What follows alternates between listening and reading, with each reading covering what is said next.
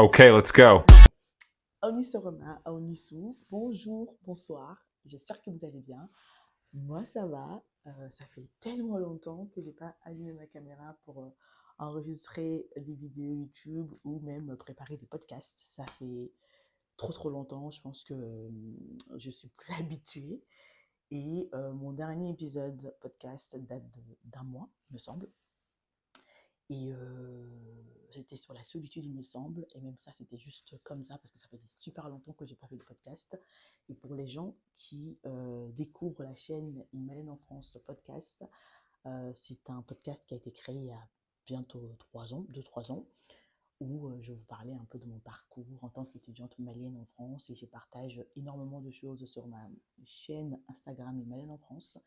Je poste des livres que j'ai lus, des endroits que j'ai visités, des films et aussi mon quotidien, genre ma vie tout simplement. Et j'ai au moins une trentaine d'épisodes sur Spotify où je vous raconte mais vraiment brièvement tout, pourquoi j'ai voulu me lancer euh, pour être podcasteuse. Et les épisodes vraiment sont vachement intéressants, donc je vous invite à aller faire un tour, à écouter. Et maintenant que ça c'est dit, j'espère que vous avez passé un très bonne année.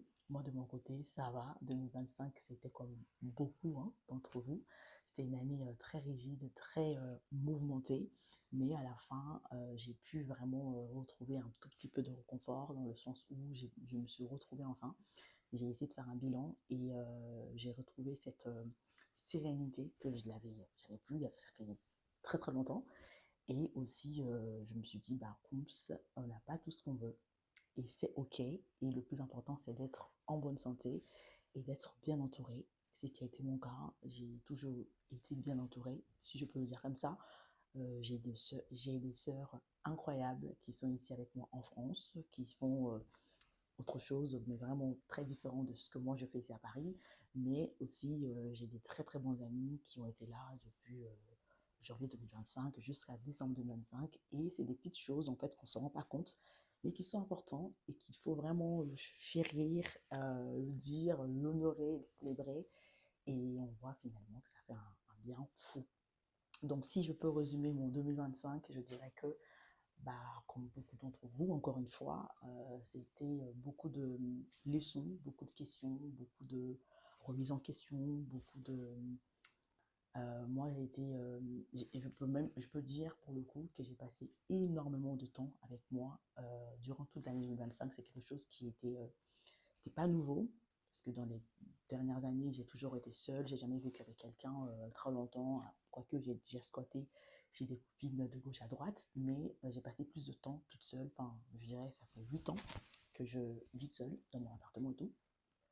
Mais j'avais pas cette expérience ni cette chance de vivre les différents types de solitude. Et 2025, j'ai vécu vraiment la solitude choisie et la solitude plus libérateur, où je me sens vraiment bien, où j'ai vraiment apprivoisé le vide autour de moi et me dire, bah, en fait, au final, c'est OK et c'est trop bien. Avoir le temps de lire autant de livres, par exemple, j'ai lu une quarantaine de livres, je sais pertinemment que si j'avais pas ce choix, j'allais pas avoir autant de temps pour lire autant de livres comme ça, regarder autant de films, revoir des classiques que j'avais déjà vus ou que j'ai pas vu encore vus, avoir le temps de me dire bah, je vois telle personne aujourd'hui ou demain, ou tout simplement me dire bah, finalement je ne veux rien faire, je reste à la maison et je passe encore plus de temps avec moi. Et c'est juste incroyable. Je sais que pour beaucoup de femmes, ça fait plus peur. On se dit, mais finalement, comment on va faire et tout, il n'y a personne à côté de moi. Et j'en fais partie, hein, genre, je sais que début d'année 2025, ma façon de voir les choses a vachement été évoluée.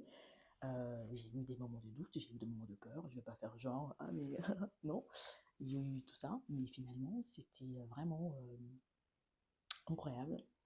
Et je me suis rendu compte que c'est aussi un privilège et de se retrouver seul déjà, de faire ce qu'on veut, quand on veut. Moi, par exemple, je sais que j'ai pas de contraintes. Je peux sortir là, maintenant, pour aller voir un spectacle ou une pièce de théâtre sans contrainte, sans me dire, sans planifier.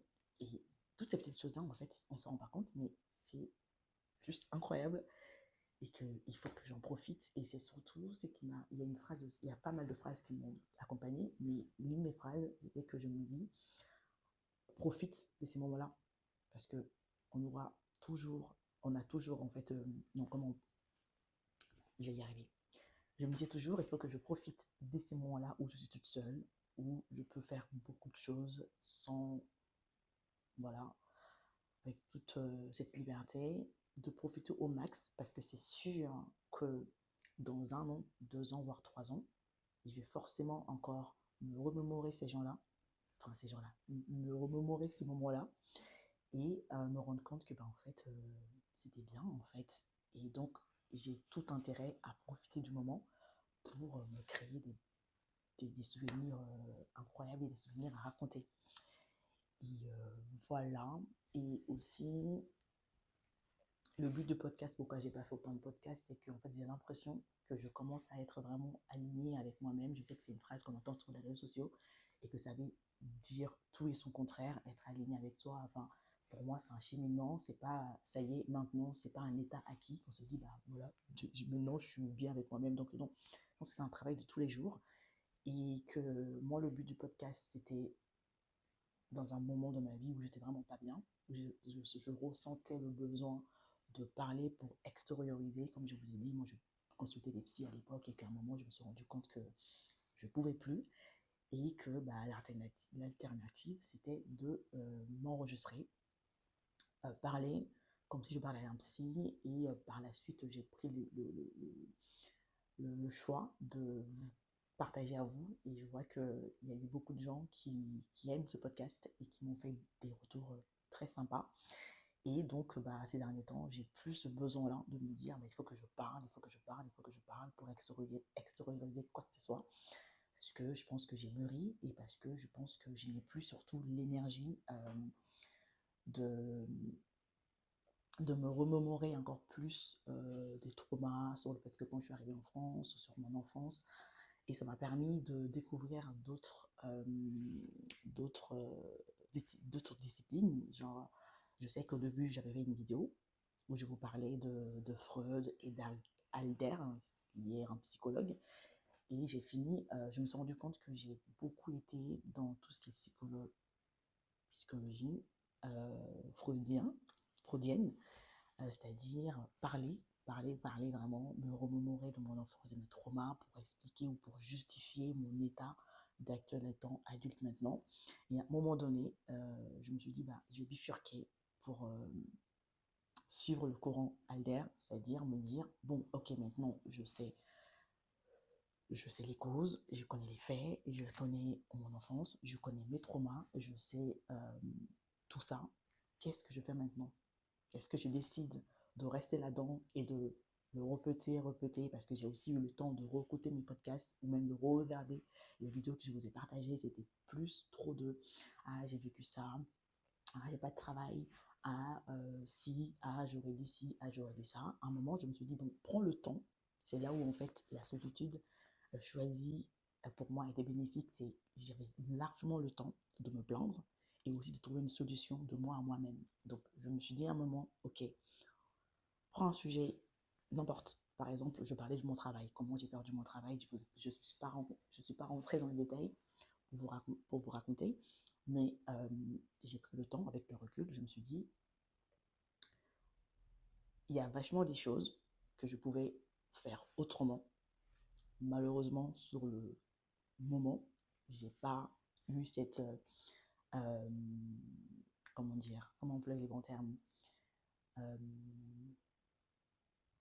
j'ai pas fait les choses avec plus de maturité. Maintenant, je sais, c'est pas grave.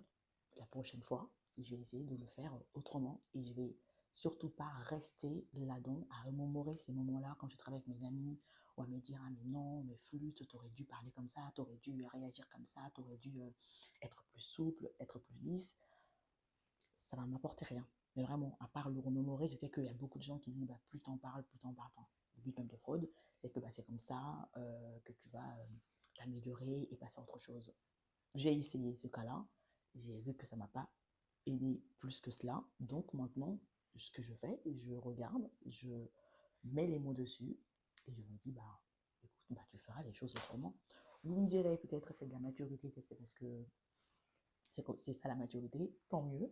Mais maintenant, je refuse vraiment de rester dans tout ce qui est plaindre, parler de tout le passé, tout ça. Enfin, maintenant, la solution, c'est d'essayer d'être bien avec moi-même et avec les gens qui sont autour de moi. J'ai dû dire ou faire des choses dans le passé que, voilà, c'est fait. Mais maintenant, il faut que je me prenne en main et il faut que je trouve une solution. Toujours sur le fait du travail. J'ai envoyé beaucoup de CV, beaucoup de candidatures, beaucoup de tout. Avant, ça me minait vraiment. Ça m'a mis l'année dernière, je me rappelle, à même cette époque, je me rappelle quand j'ai fait ma première vidéo sur YouTube, je vous parlais de ma dépression et du burn-out. J'étais vraiment pas bien. Aujourd'hui, je me dis, écoute, moi je fais ma part des choses. C'est-à-dire, je postule, je fais des recherches et je finirai forcément par avoir quelque chose. Et j'essaye de pas être touchée vraiment psychologiquement et même physiquement et arrêter de vivre parce que j'ai pas un truc que je désire. Non, je laisse maintenant le temps au temps et je laisse aussi l'univers m'apporter et me donner tout ce que me, tout ce qui me revient quoi. Et ça fait un changement fou et c'est tout ce qui fait que fin d'année 2025, j'ai senti cette bouffée de, voilà, de bien-être, de tranquillité, d'apaisement. Et je me dis, bah, je laisse tout, quoi. Enfin, s'il faut que je candidate, par exemple, je prends beaucoup d'exemples sur le travail parce que c'est le sujet, c'est vraiment mon sujet phare en ce moment. Mais on peut parler d'autres choses, sur les relations amoureuses.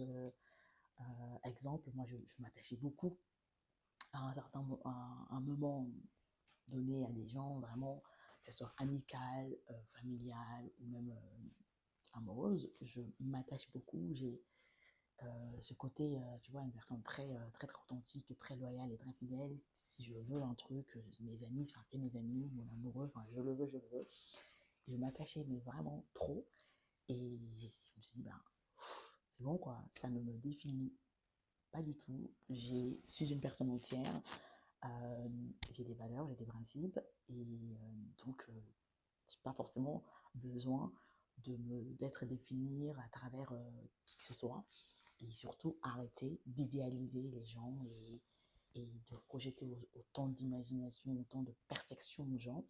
C'est enfin, c'est des humains comme moi, et je les laisse. S'ils veulent rester dans ma vie, tant mieux, mais sinon, ciao ciao, bye bye, et tout va bien. Et pour une fois dans ma vie, c'est incroyable. Et qu'est-ce que je peux dire d'autre de mon année? Ah bah oui, vous savez, j'ai tout ma vie. Je suis allée voir ma famille et je pense aussi que ça m'a beaucoup aidé. Le fait de retourner après 4 ans ou 5 ans comme ça dans ma vie, de voir tout le monde et de me rendre compte de beaucoup de choses, de me rendre compte du peu de privilèges que j'ai. En parlant de solitude, je sais que ma situation, certes, ok, c'est pas toujours ok comme ce que je désire, mais ça reste quand même un privilège par rapport à d'autres femmes qui n'ont pas ce privilège de rester seule, de choisir de rester seule. Donc, au final, tout est ok. Et voilà. J'ai pas envie que la vidéo elle soit longue. J'avais beaucoup de choses à dire, effectivement. Je pense que vous voyez un peu que je suis un peu dispersée. Voilà, je prends un truc, je passe à autre chose. Mais le but de la vidéo, c'était tout simplement vous dire que de mon côté, aujourd'hui, tout va très bien. Ça n'allait pas il y a un an. Je vous ai fait une vidéo où limite, je pleurais. Mais aujourd'hui, ça va, mais sincèrement. Je pense que c'est aussi important moi, je sais que je suis une personne tellement entière que j'arrive à dire ce que je pense facilement. Et quand ça n'allait pas, je vous ai dit, vous mes amis, mais aujourd'hui, quand ça va, je me suis dit, bah, ça serait quand même bien aussi de leur prévenir et de dire que bah, ça va, j'ai toujours pas tout ce que je veux, mais je suis en bonne santé, je suis bien entourée. Euh, j'ai ce privilège-là de me réveiller à l'heure que je veux, à lire des livres que je veux, à regarder des films, à continuer à me former et à continuer à voir des gens que j'aime sans sans sentir ce besoin-là de prouver ou sans sentir ce besoin-là de se mentir à soi, de vivre à travers les autres. Enfin non, maintenant je suis vraiment tout va bien. Euh, et je vous souhaite à tous de ressentir ce que je ressens aujourd'hui. Je suis incapable de vous expliquer, hein, mais vraiment, je suis incapable de mettre les mots dessus. Mais, euh, mais voilà, je me porte bien et j'espère que cette année, je vais pouvoir continuer à faire autant de vidéos. Peut-être pas à faire les mêmes podcasts qu'avant. Je pense que je vais quand même essayer de trouver d'autres sujets ou d'autres façons de refaire mon podcast. Mais ça serait, je me souhaite en tout cas, j'aimerais plus sentir ce besoin-là d'avoir envie de parler. Et plutôt, si je parle, ça serait plutôt pour autre chose, quoi, pas pour je continuerai bien sûr là-dessus de vous partager des adresses et vous partager des rencontres sympas, des livres, enfin, des restos, enfin, tout ce que vous voulez.